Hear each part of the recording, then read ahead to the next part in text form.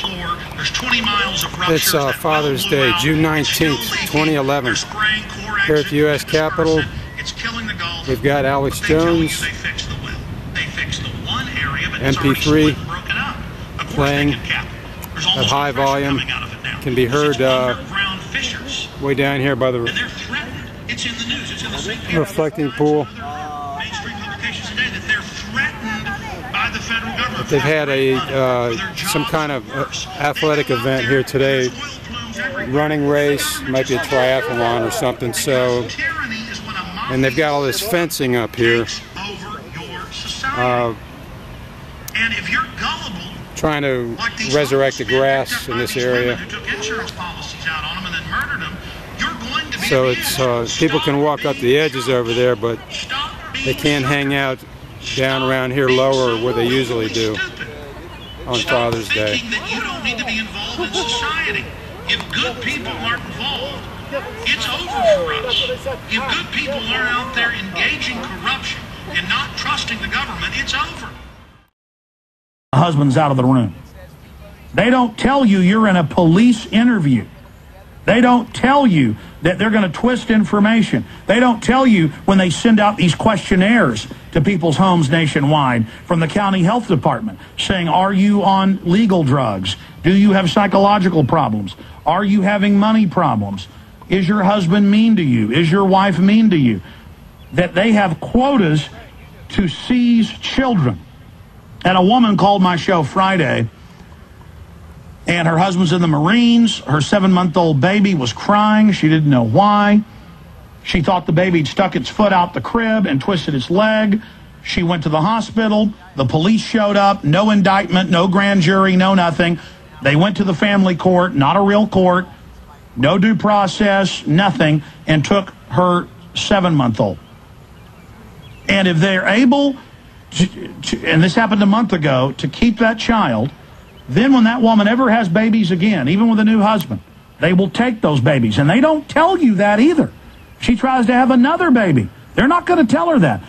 And everything is done where they don't let you know they're taking them for good. They just, so you don't get angry, so you don't fight back. They just say, well, we're going to take it into custody for its safety now. And statistically, I can't tell you how many mainstream news articles I've seen where it turns out the head of CPS or the divisional heads are pedophiles, including convicted pedophiles.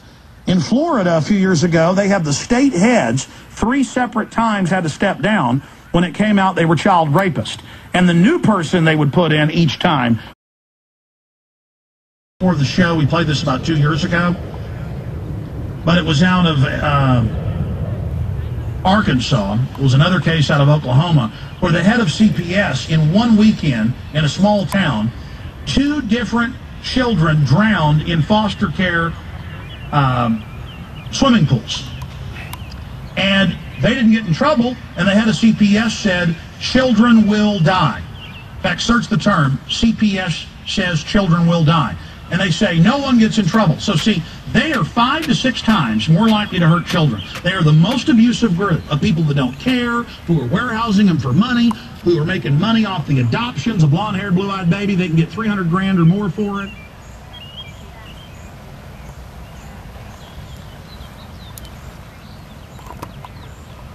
Keep you in the dark while they do this and permanently terminate custody. And remember, these family courts out of the health department and this whole system was set up by the British social Darwinists / eugenicists in the 1860s, Galton and others, and was adopted. They lost their appeal, and there's recordings of them admitting that they went and found homeless people, took out millions of dollars of insurance on them, and then ran over them with cars and murdered them. And the police couldn't believe that they were that evil. But later they confessed to it. Well, what do you think the government is doing? What do you think these rackets are doing? You can't believe it's happening, and so you are completely wide open to the attack. In every case in history, when you lose the liberties that your ancestors fought and died for, once tyranny is accepted, it races to the bottom. Hell on earth unfolds because evil people get into control. And when you've got a naive population that goes along with it, the sky's the limit. There's the headline. Black widows get life in prison. Elderly women get life in L.A. murder for profit scheme. They would get homeless people, claim they were a homeless advocate group. They would take care of them for 2 years. Interest of the child, those words, in the best interest of the child, have been redefined. It's not in the best interest of the child. The bottom line is taking the children for money. And the law was written, for those that don't know, I'd like you to speak to this because I know you're an expert on it, so you can speak to it. It was written to where, we're supposed to keep the family together and give it to grandparents or the other spouse. Grandparents are now, don't like how the parents are operating. They advertise on TV to tattle. The grandparents go and tattle, and then they don't get the children 9 times out of 10. Yes. There are lots of grandparents that cannot get their grandchildren, even when it would be best if the say the parents are on drugs. Someone does need to have access to those children, but oftentimes the grandparents are turned down. Now there is a policy that you're supposed to secure a relative immediately for those parents, but oftentimes that relative is never sought out. The grandparents are never given the children, and a stranger then comes in and takes over the lives of those children.